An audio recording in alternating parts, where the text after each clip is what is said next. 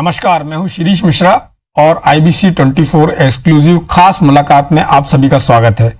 इस समय हमारे साथ राजनीतिक विचारक, चिंतक और आध्यात्मिक जगत में खासी दखल रखने वाले आचार्य प्रमोद कृष्णम जी हैं। प्रमोद जी, आपका बहुत बहुत स्वागत है हमारे इस खास कार्यक्रम में। धन्यवाद शिरीष जी। आचार्य जी, जिस तरह से इस समय मध्य प्रदेश में राजनीतिक गतिविधियां चल रही हैं, जो उठापटक वहां चल रही है, पिछले एक हफ्ते में जो वहां पर राजनीतिक भूचाल मचा हुआ है, इस पूरी जो घटनाएं चल रही है, ये पूरा घटनाक्रम चल रहा है, इसको आप एक राजनीतिक विचारक, चिंतक के रूप में किस तरह से देखते हैं? देखिए शिरीष जी, मध्य प्रदेश के अंदर जो हुआ है, मध्य प्रदेश के अंदर जिस तरह से भारतीय जनता पार्टी ने कमलनाथ जी की सरकार को गिराया, चुनी हुई सरकार को गिराया, उसके बाद मध्य प्रदेश की इस राजनीति पे एक ऐसा कलंक लगा है कि जिसको बहुत दिनों तक नहीं धोया जा सकेगा।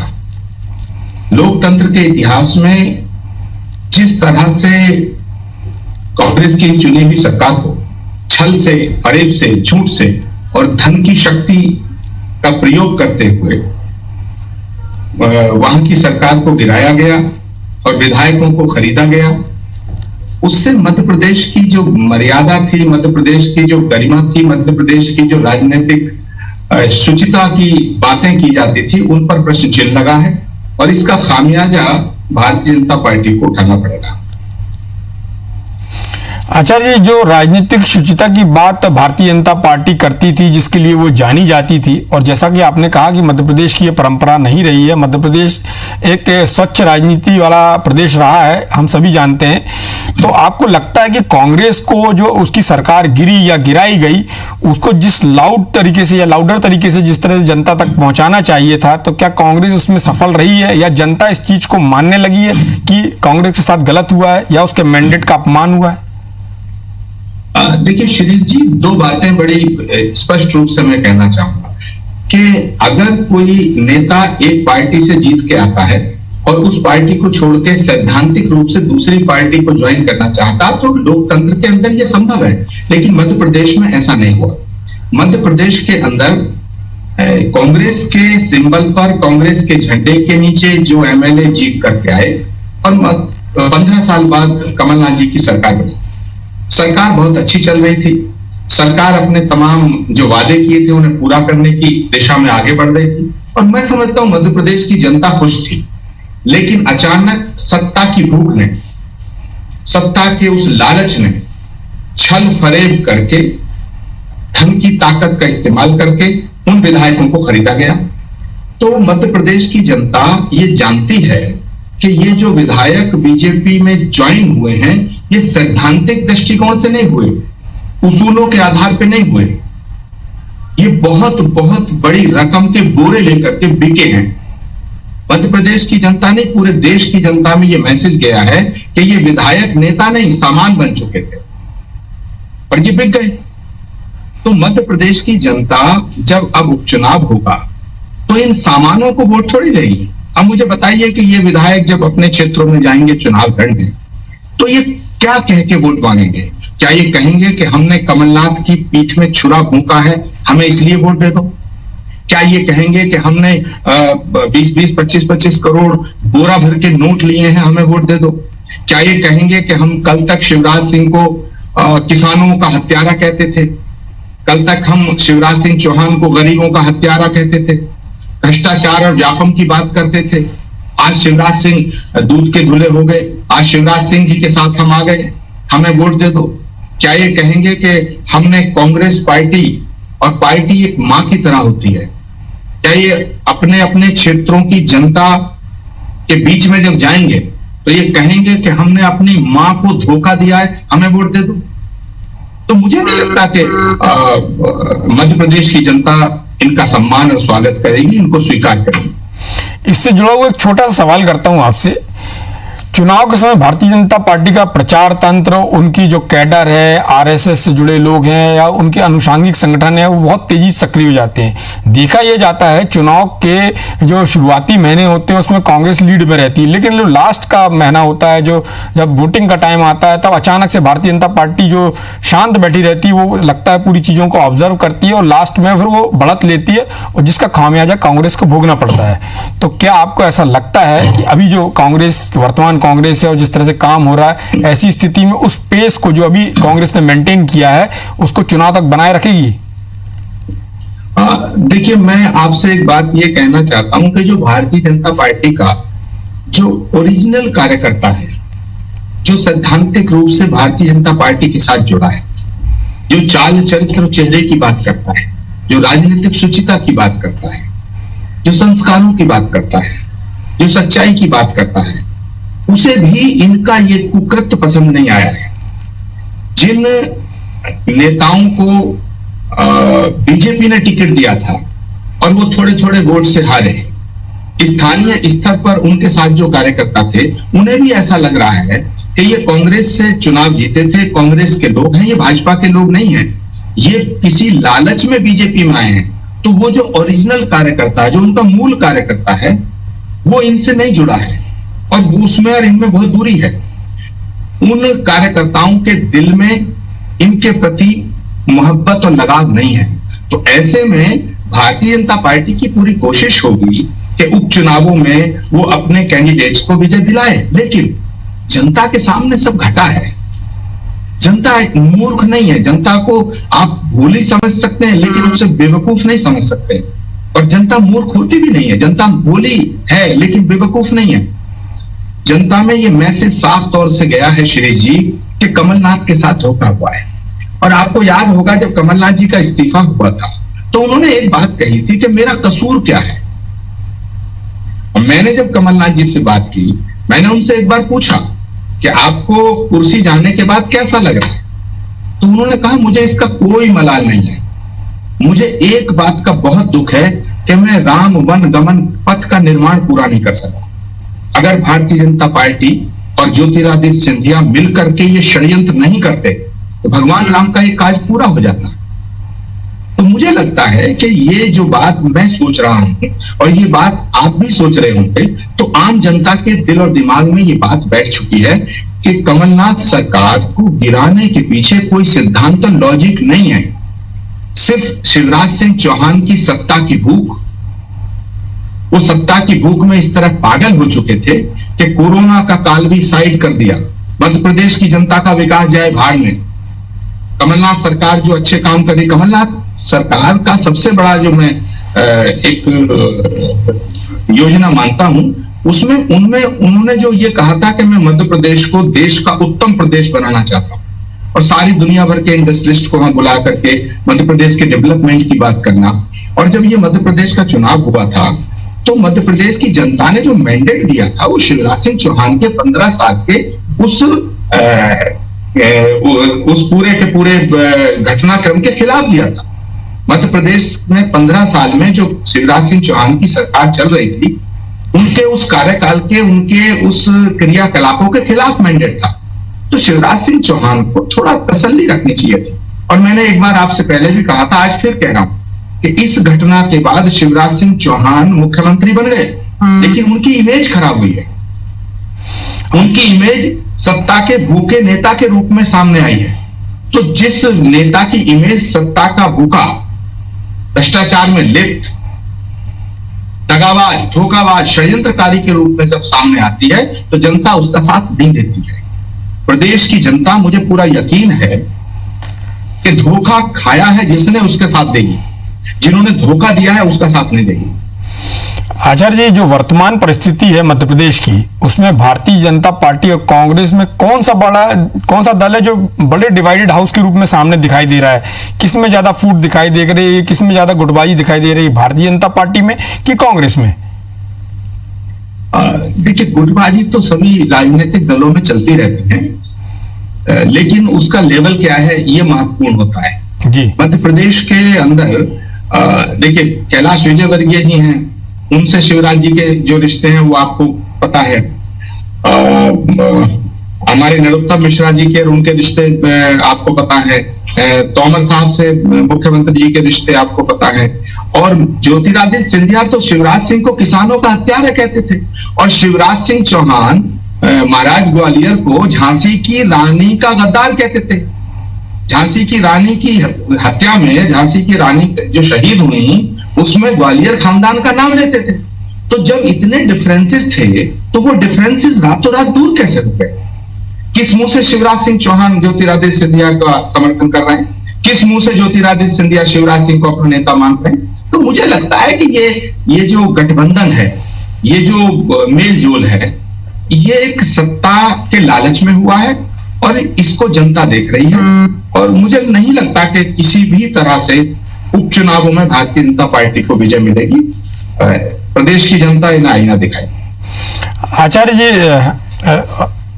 जिस तरह से भारतीय जनता पार्टी और कांग्रेस दोनों अभी काम कर रही हैं, और कांग्रेस में जब सरकार में थी तो कांग्रेस के 3 गुट हुआ करते थे, एक दिग्विजय का गुट, एक कमलनाथ जी का गुट और एक सिंधिया का गुट। सिंधिया के चले जाने के बाद 2 बड़े नेता बचे हैं, कमलनाथ जी और दिग्विजय सिंह। तो क्या आपको लगता है कि इन दोनों के बीच में तालमेल है, या इन दोनों के बीच में कोई तकरार जैसी स्थिति है, या दोनों एक साथ चल रहे हैं? देखिए, दिग्विजय सिंह जी मध्य प्रदेश के 10 वर्ष चीफ मिनिस्टर हैं और देश में उनका बहुत बड़ा एक स्थान है देश की राजनीति में। विरोध सब नेताओं का होता है, जिसका समर्थन होता है उसका विरोध भी होता है, वो विषय अलग है। जहां तक सवाल है कमलनाथ जी का और दिग्विजय सिंह जी का, तो मैं बिल्कुल पक्के 16 आने गारंटी के साथ कह सकता हूं। आप इस बात को मेरी याद रखिएगा कि दिग्विजय सिंह जी के और कमलनाथ जी के बीच में कोई मतभेद नहीं है। दिग्विजय सिंह जी कई बार ये बात कह चुके हैं कि हमारे नेता कमलनाथ हैं, और जहां तक मैं जानता हूं दिग्विजय सिंह और कमलनाथ जी में भगवान श्री राम और भरत जैसा संबंध है। आचार्य जी, जिस तरह से अभी मध्य प्रदेश में ऑडियो वीडियो की राजनीति चल रही है, तेजी से ऑडियो वायरल हो रहे हैं, दिग्विजय सिंह के खिलाफ भी एक मामला दर्ज हुआ है, तो क्या भारतीय जनता पार्टी ने इसको दुर्भावनावश उनके खिलाफ मामला दर्ज किया है, या ये कोई प्रतिवाद की राजनीति है? देखिए, इस तरह की राजनीति जो है वो शर्मसार करती है। जब आपकी सरकार आती है तो जो पुरानी सरकार है या जो आपके विरोधी नेता हैं उनके खिलाफ झूठे मामले दर्ज करना, कांग्रेस की राजनीति में ऐसा कभी नहीं हुआ। अभी दिग्विजय सिंह जी के खिलाफ जो एक FIR दर्ज हुई है वो बिल्कुल वाहियात है। अगर किसी ने गलत वीडियो बनाया तो FIR तो वीडियो बनाने वाले के खिलाफ होनी चाहिए।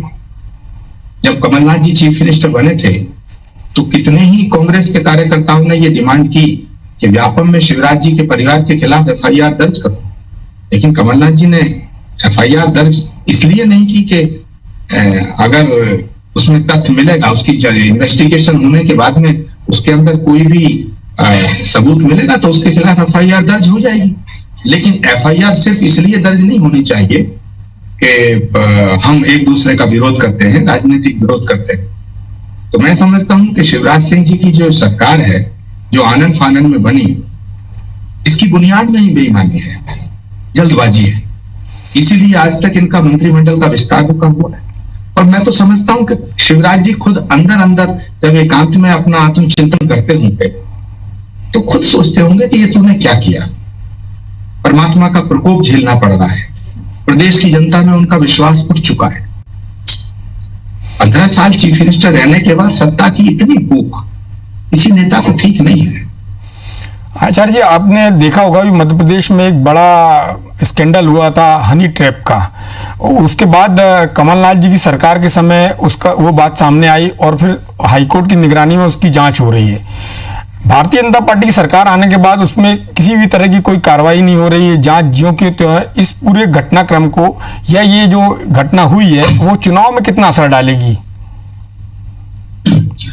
देखिए, चुनाव में हर एक घटना का अपना अपना अलग असर होता है, लेकिन फिलहाल तो जो चुनाव में जिस बात का ज्यादा असर पड़ेगा वो भाजपा के द्वारा जो ज्योतिरादित्य सिंधिया जी को राजनीतिक हनी ट्रैप में फंसाया गया है उसका ज्यादा पड़ेगा। मुझे लगता है कि बीजेपी ने ज्योतिरादित्य जी को राजनीतिक पॉलिटिकल हनी ट्रैप में फंसाया है इसका असर ज्यादा पड़ेगा। और सिंधिया जो भारतीय जनता पार्टी में गए हैं और जो चंबल ग्वालियर रेंज में जिस तरह का एक वैक्यूम दिखाई दे रहा है कांग्रेस के अंदर, ऐसा कहा जा रहा है कि वैक्यूम है, तो क्या आपको लगता है एक तो वैक्यूम है, और यदि वैक्यूम है तो कांग्रेस उसको किस तरह से फिल करेगी? देखिए, कांग्रेस पार्टी के अंदर ज्योतिरादित्य सिंधिया जी का बड़ा सम्मान था। वो सम्मान बीजेपी में उन्हें कभी हासिल नहीं होगा। और एक बात याद रखिए शिरीष जी, मैंने अभी आपसे कहा ना, उसको दोबारा मैं कहना चाहता हूं कि पार्टी मां की तरह होती है। सिंधिया जी ने मां को धोखा दिया है। अच्छा जी, जिस तरह से कमलनाथ जी ने काम किए थे, जैसा कि मैंने पहले ही बताया, तो जो चुनाव का समय होगा, चुनाव के समय तक जनता को वो चीजें याद रहेंगी या कांग्रेस किस तरह से याद दिलाएगी? एक बात तो ये है। दूसरा, कांग्रेस का जो कैंडिडेट सिलेक्शन होगा वो कितना प्रभावी होगा? कांग्रेस अपना वोट बैंक इंटैक्ट रख पाएगी या नहीं रख पाएगी? और जिस तरह से एक कोरोना काल चल रहा है, ऐसी स्थिति में कांग्रेस अपनी जमीन या उन 22 सीटों को फिर से हासिल करने के लिए ऐसी क्या चीज होगी जो आपको लगता है कि सबसे ज्यादा क्लिक करेगी चुनाव में? देखिए, सबसे ज्यादा जो चुनाव को प्रभावित करने वाली बात है वो कमलनाथ जी की छवि है। कमलनाथ के साथ धोखा हुआ है, ये प्रदेश की जनता को मालूम चल गया है। और मुझे यकीन है कि सबसे बड़ा मुद्दा यही रहेगा कि जिन लोगों ने कमलनाथ की पीठ में छुरा भोंका, कमलनाथ को वो अपना नेता मानते थे, उनकी तारीफ करते थे, ये सारे जितने एमएलए गए हैं, ये 2 दिन पहले तक तो हर गांव-गांव जाकर के ये कह रहे थे मुख्यमंत्री जी बहुत अच्छा काम कर रहे हैं, सरकार बहुत अच्छा काम कर रही है।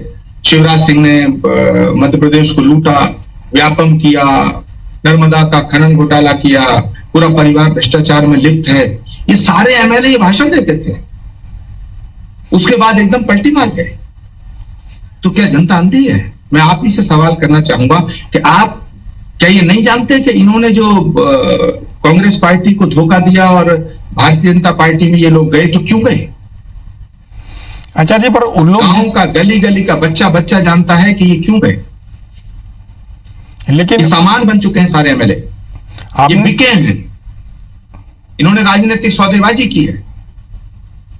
भारतीय लोकतंत्र में इन्होंने मध्य प्रदेश की राजनीति को कलंकित किया। इसके बावजूद इन्हें वोट कौन देगा? इनका समर्थन कौन करेगा? भारत की जनता धोखेबाजों के साथ नहीं जा सकती।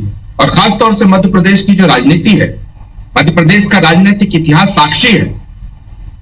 मध्य प्रदेश की जनता अधर्मियों के साथ, अत्याचारियों के साथ, धोखेबाजों के साथ नहीं जा सकती, कभी नहीं जाएगी।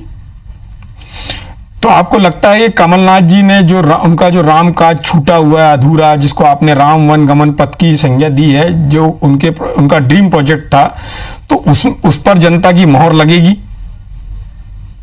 देखिए, कमलनाथ बहुत बड़े दिल के नेता हैं। वो हमेशा जब से राजनीति में आए हैं, तब से लेके संजय गांधी के समय वो राजनीति में आए, उसके बाद उन्होंने इंदिरा जी, राजीव जी, नरसिम्हा राव और डॉक्टर मनमोहन सिंह, सोनिया गांधी, वो तो हमेशा पावर में रहे। वो पावर ईगर नहीं है। तो जो नेता पावर ईगर नहीं है, जनता उसका साथ देगी। दूसरा, उनका जो ड्रीम था वो था राम वन गमन पथ का निर्माण करना, बेरोजगारी दूर करना, किसानों की इस दुर्दशा से निकाल के किसानों को, उन्हें समय कितना मिला? 15 महीने। 15 महीने में 3-4 महीने चले गए लोकसभा के चुनाव, आचार संहिता इसमें। उसके बाद इन्होंने उनकी सरकार को डिस्टर्ब करना शुरू कर दिया। कभी कोई नाटक, कभी कोई तमाशा। तो कमलनाथ जी को तो मुश्किल से 1 साल मिला, लेकिन 1 साल के अंदर उन्होंने जो वादे किए वो पूरे किए। गांव-गांव गौशाला का खोलने का उनका जो स्वप्न था, उस पर उन्होंने काम किया। राम वन गमन पथ का जो निर्माण था, उसका ड्रीम प्रोजेक्ट जो था, उसकी पीड़ा उनके दिल में अभी भी है। और जिस व्यक्ति के दिल में राम काज करने की इच्छा है, संकल्प है, उसे सत्ता में आने से भला कौन रोक सकता है? मुझे लगता है कि उपचुनाव में जब परिणाम आएंगे उपचुनाव के, तो एक बार फिर मध्य प्रदेश में कमलनाथ जी की सरकार बनेगी। आचार्य जी, आपने बोला ये जो उपचुनाव है देश की दिशा तय करेंगे, लेकिन जिस तरह से अभी राज्यसभा चुनाव होने वाला है, जो तोड़ फोड़ मची हुई है, चाहे मध्य प्रदेश में भी उसकी एक प्रयास चल रहा है दूसरे दलों को मिलाने का सत्ताधारी दल के द्वारा, और राजस्थान में भी जो घटना हो रही है, गुजरात में जो घटना हो रही है, तो ये राजनीति का कैसा ट्रेंड है, कहाँ जा रही राजनीति? देखिए, जब भारतीय जनता पार्टी का उदय हुआ तो पंडित दीनदयाल उपाध्याय, पंडित अटल बिहारी वाजपेयी, लाल कृष्ण आडवाणी, बहुत से लोग थे जिन्होंने बड़ी मेहनत करके जो राजनीति का एक सिस्टम चल रहा था उसके अलग एक राजनीतिक व्यवस्था कायम की। लेकिन क्या मैं आपसे पूछना चाहता हूं, क्या ये वही भाजपा है जो पंडित दीनदयाल उपाध्याय के सिद्धांतों पे चल रही थी? क्या ये पंडित अटल बिहारी वाजपेयी की भाजपा है? नहीं, वो अटल बिहारी वाजपेयी जिन्होंने एक वोट से इस्तीफा, सरकार जब बहुमत एक वोट का मामला था, सिर्फ एक वोट का, तो उन्होंने देश की संसद में क्या कहा था कि मैं जनता के बीच जा रहा हूं। और ये भारतीय जनता पार्टी, नरेंद्र मोदी और अमित शाह की भाजपा, शिवराज सिंह चौहान की भाजपा, कि कांग्रेस के सिंबल पे एमएलए बने, कांग्रेस पार्टी से जो नेता चुनाव लड़े और जीते, उन्हें पैसा दे करके, लालच दे करके, छल से, फरेब से, झूठ से अपनी तरफ ले लिया और सरकार गिरा दी। रात दिन एक करके सरकार गिरा दी। गोवा में 17 एमएलए जीते कांग्रेस के, 13 जीते बीजेपी के, लेकिन सरकार बनाई बीजेपी ने। महाराष्ट्र के अंदर सुबह 4-5 बजे भोर में, ब्रह्म मुहूर्त में शपथ कराते हैं, वह भी उस व्यक्ति को जिसको तुम भ्रष्टाचारी कहते हो, अजीत पवार, उनको डिप्टी सीएम की शपथ करा देते हैं। और तो मध्य प्रदेश में जितने नेता हैं और जो राजनीतिक तंत्र है वो जागृत हुआ और इनका पर्दाफाश हुआ। तो बेईमानी की बुनियाद पर बनी हुई सरकार मुझे नहीं लगता कि देश का हित कर सकती है, प्रदेश का हित कर सकती है। तो इसी वजह से जो आज देश का जो राजनीतिक तंत्र है, ये पूरा का पूरा कोलैप्स होने जा रहा है। पॉलिटिकल सिस्टम कोलैप्स हो गया है। सिर्फ बयानबाजी से बात नहीं चलेगी। आज कोरोना काल है, पूरा देश सरकार का समर्थन भी कर रहा है, सरकार के दिशा निर्देशों का पालन कर रहा है। अब मुझे आप बताइए कि जब 1000 पेशेंट था तो पूरा देश बंद कर दिया, और जब 4 लाख पेशेंट के करीब है तो देश खोल दिया। तो क्या इस देश की जनता इतनी मूर्ख है कि वो सवाल नहीं करेगी? लेकिन अभी वक्त दूसरा है। पर श्री जी, वक्त बदलेगा। सत्य परेशान हो सकता है, पराजित नहीं हो सकता है। हमारे साथ चर्चा में भाग लेने के लिए आपका बहुत बहुत धन्यवाद। नमस्कार।